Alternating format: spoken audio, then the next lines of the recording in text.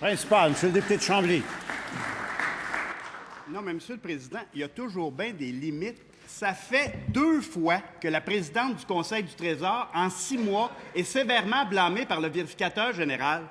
Après le fling-flang quant à l'octroi des places en garderie, c'est maintenant le fling-flang des équipements sportifs. Monsieur le Président, dans le cas des garderies, la ministre allait à l'encontre de l'avis de ses fonctionnaires pour octroyer des places à des donateurs et organisateurs libéraux. Et dans le cas des équipements sportifs, la ministre choisissait les projets avant même qu'ils soient analysés par les fonctionnaires. Dans le cas des garderies, le post-it arrivait après l'avis des fonctionnaires, alors que pour les équipements sportifs, le post-it arrivait avant. Monsieur le Président, chose certaine, dans les 2 cas, la ministre a agi à 2 mains d'une manière totalement discrétionnaire pour distribuer des centaines de millions. Comment ce gouvernement peut-il justifier un seul instant cette façon de faire?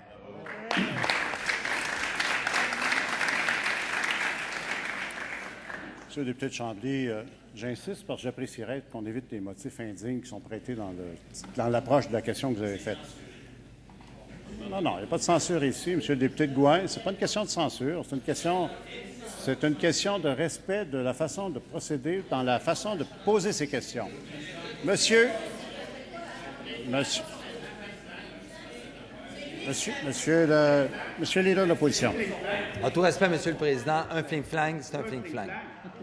N'en rajoutez pas, Monsieur le leader de l'opposition. C'est justement ce qu'on essaie d'éviter. On essaie d'éviter ça.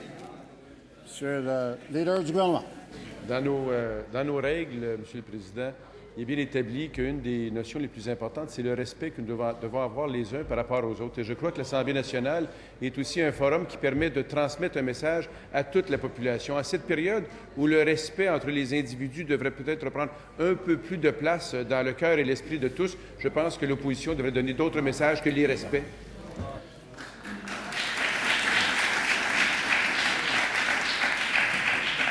J'avais déjà posé mon commentaire. Monsieur le ministre.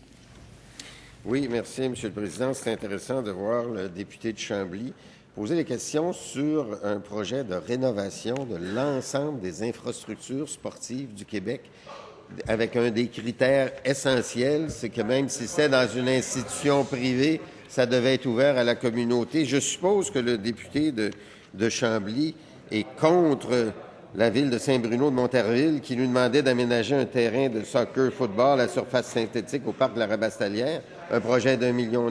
Je suppose que le député de Chambly était contre la mise aux normes de l'aréna Michael Bilodeau de 2 200 000 $ dans la ville de Saint-Bruno de Montarville. Je suppose que le député de Chicoutimi était contre la rénovation des installations à l'Université du Québec. Je suppose que les députés partout qui ont bénéficié de ce projet, avec leurs recommandations, d'ailleurs aussi, partout à travers le Québec. S'il vous plaît. S'il vous plaît. Monsieur le député de Richelieu. Monsieur le député de Richelieu. Peut ne pas apprécier les réponses. Parfois, il y a certains qui n'ont pas apprécié les questions. Une chose est certaine.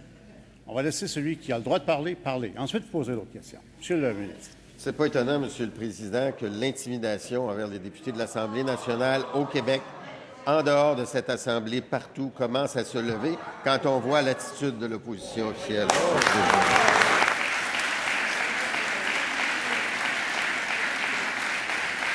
Première complémentaire, Monsieur le député de Chambly. Cette histoire est d'autant plus troublante quand on se rappelle que le chef de cabinet de la ministre était alors Jean-Sébastien Marino, depuis lors congédié. Et la presse du 10 décembre 2010 rappelait l'insistance de M. Marino quant à l'installation de terrains de sport synthétiques, ce qui alimentait les conversations dans les officines politiques. Le bras droit de la ministre, confie des sources libérales, intervenait lourdement dans ce genre de dossier. Monsieur le Président, est-ce que c'est le libéral Marino qui choisissait les dossiers dans le cadre de ce projet? Monsieur le ministre des Finances.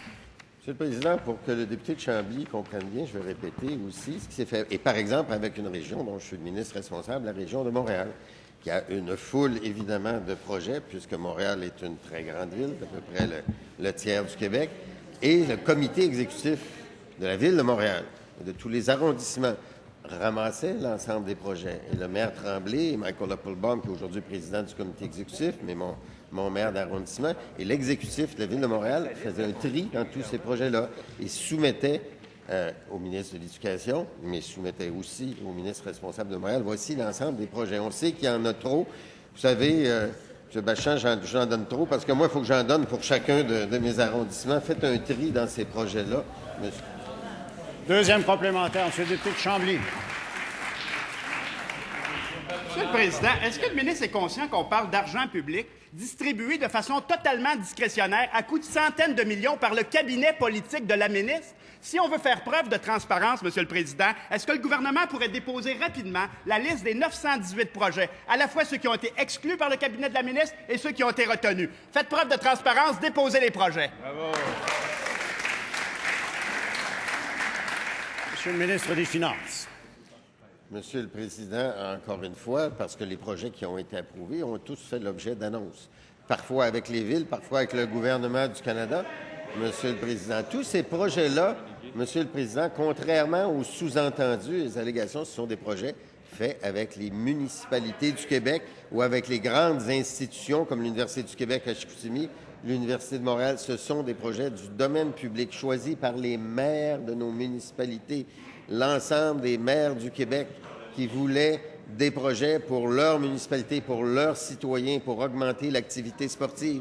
Quand les projets étaient, par exemple, au Collège Notre-Dame, il y avait une exigence fondamentale, c'est que le projet soit accessible à la communauté et que le maire de l'arrondissement se fasse une entente pour que ça soit accessible à ses citoyens.